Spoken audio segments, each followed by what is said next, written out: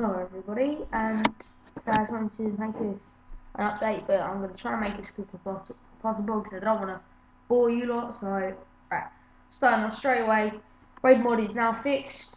There's this one little piece that was catching on the other side of the shell, which was this piece, and as you can see there's a bit of white there and it kind of bent over and snapped a bit.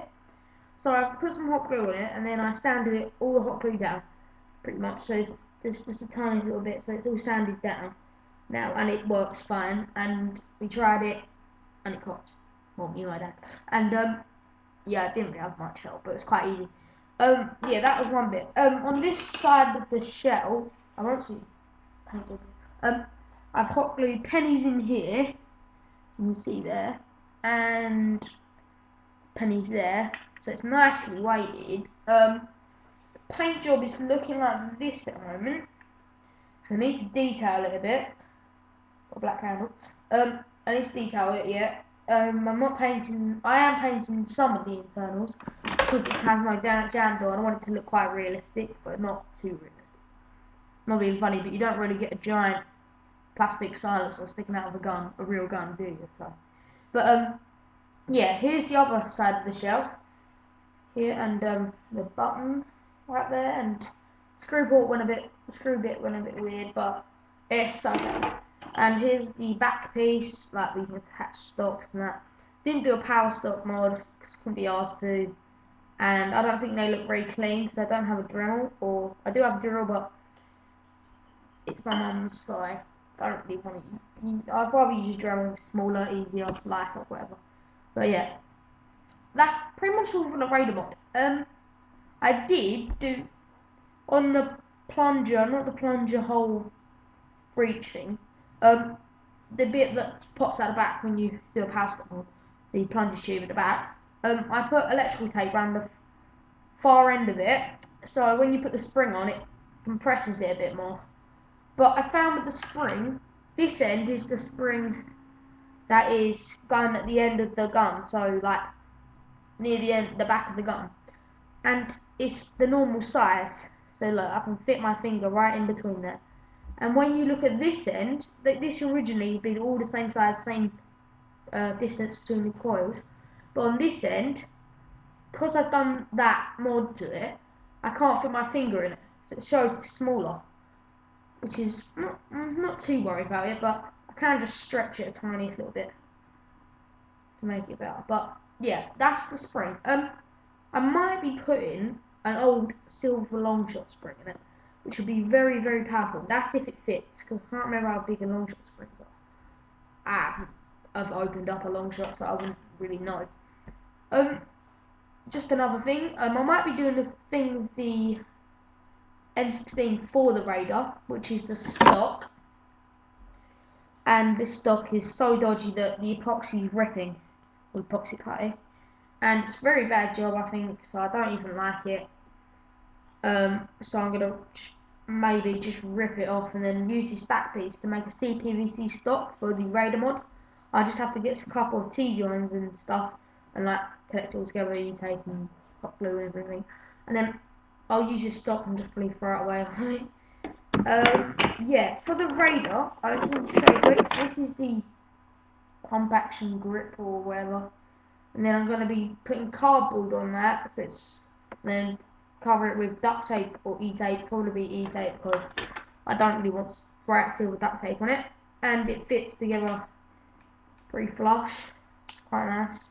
I've still got to touch it up because I've run out of matte black paint, which is kind of annoying. Or it's like a tiniest little bit left, it's really hard to get out at the moment. So yeah, update on the M16. I hate it, so I'm going to be changing it. I'm not going to be using this barrel anymore, so I'm going to take that off and I'm going to make a single recon, hopefully. So I'm going to take off the handle. I'm going to borrow my nan's Dremel. My nan has little gadgets. Cool. And yeah, and I'm going to Dremel that off, so sand off all of it. And if that doesn't work, then I'm just going to buy a new recon slide for this part. So I buy a recon for scratch and then get all the spring out of it and stuff. So if I do that, and that would be quite good. So you have to, in a single recon, you can saw this whole mag weld out, which will look quite cool, like a normal pistol.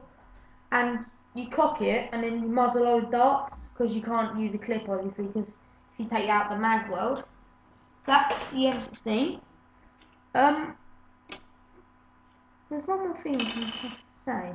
Oh yeah, today I went to Toy Master near my local town or whatever, and they had about 3 large shotguns, and I said to my dad, I'm gonna get one and then mod it with the CPVC barrels, like a quad shot or an octa shot.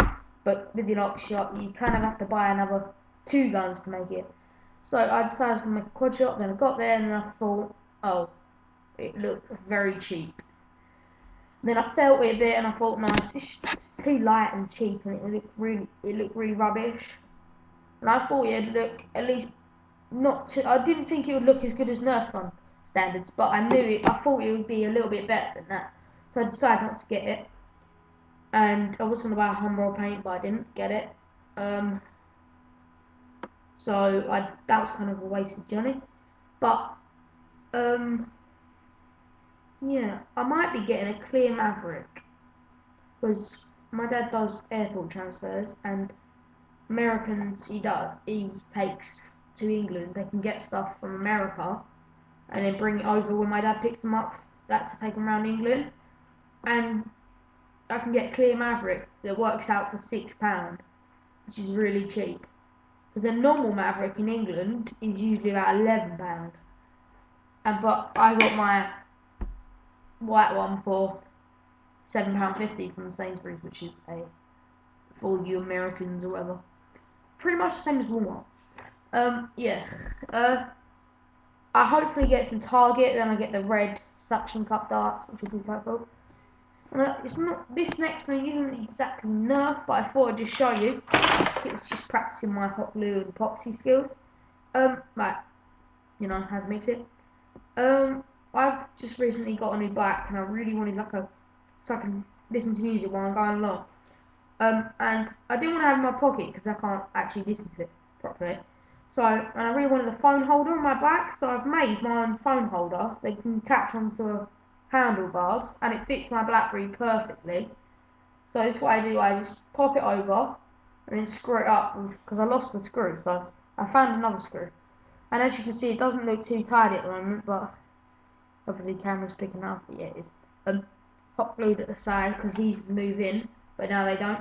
Epoxied at the back, and then every part of hot glue has epoxy layered over the top of it, which is quite strong. And yeah, it is really good. Right, I didn't really make that too short, but I've just got one other thing. In this clear Maverick, I probably won't mod it, but it's what I might do. I might ask for 2, and then sell, because you can't get them in England. I might sell it. So I'm actually paying, say what, £6 for one, when I could sell it for £20.